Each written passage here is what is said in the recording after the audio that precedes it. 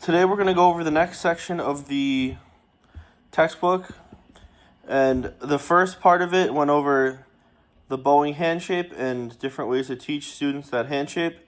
It goes over the fact that there are some slight differences between these, where violin and viola both have their pinky on the top of the bow, while both in the bass and the cello, their pinkies are draped over. And bass bow is very similar to cello, but the fingers more slide off the frog.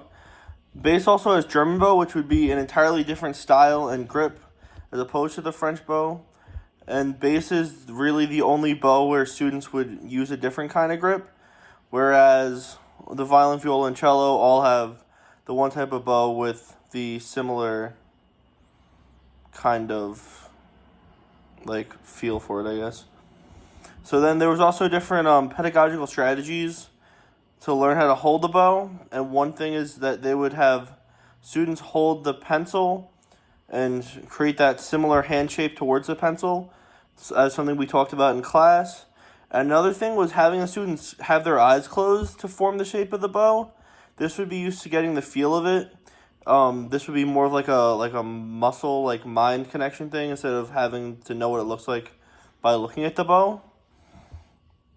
Most of these, all of these strategies can be used for any kind of bowed instruments, except for the pencil would be significantly harder to do for something like the bass German bow.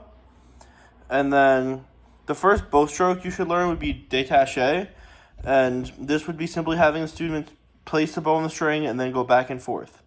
One pedagogical strategy, game of sorts, could be to have the students hold the rosin to their bow and then pull across it as if they were bowing the violin. Students that play the violin and the viola can put this on their shoulder. This would be good because it stimulates a certain way of playing the violin, or a certain way of learning this bow stroke. And then the next thing would be talking about string crossings. And there was many different strategies for this. One of the things it talks about is having students playing the open string and then taking a rest, placing it in between string crossings. And then this could be something that you can do in a classroom, but then speed it up to then get the students more used to quickly doing the bow strokes. And then the next thing it discusses are also types of staccatos and hooked bowings and slurs. It goes through many other strategies for these also, and different ways to ease the students into these things. Again, these different kinds of bowing should be taught first with détaché, as it is one of the more simpler ones for the students to learn, as it is more of just, placing the string down, going back and forth. And then the next thing it talks about is doing aural development to have the students get better aural skills. One of the best ways to do this is the teacher can play notes, or they can sing notes. They can have the students match pitch, but them matching their pitch with the instrument helps them relate more to the note, because they should know the notes on their violin while they play it, and they can look at it and saying, hey, I'm playing this note, which will then help them get more used to the pitch. And also the pitch matching would also be something that would be pretty important for learning the aural development. So then after that, it does talk about the strategies for tuning the instruments.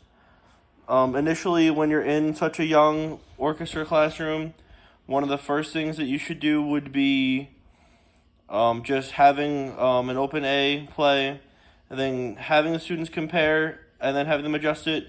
Could be something that could be done later in the year, but specifically when you start out, I would say that you'd more want to adjust the students on their own, especially since they haven't learned the aural development. Even though some students might be able to get the grasp of when their instrument's out of tune, that would be something that you'd probably save for later.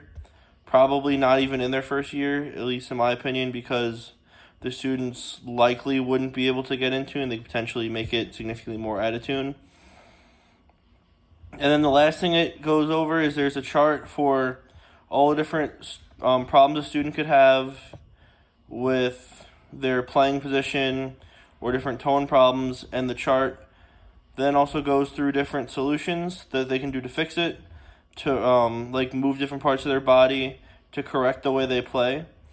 This could be very helpful because even it could be a reference source for like me in the future when I'm teaching, where I can go back to it and say, this is the problem the student's having, look over it, and then be able to help the student. But overall, that was what this section of the chapter was about.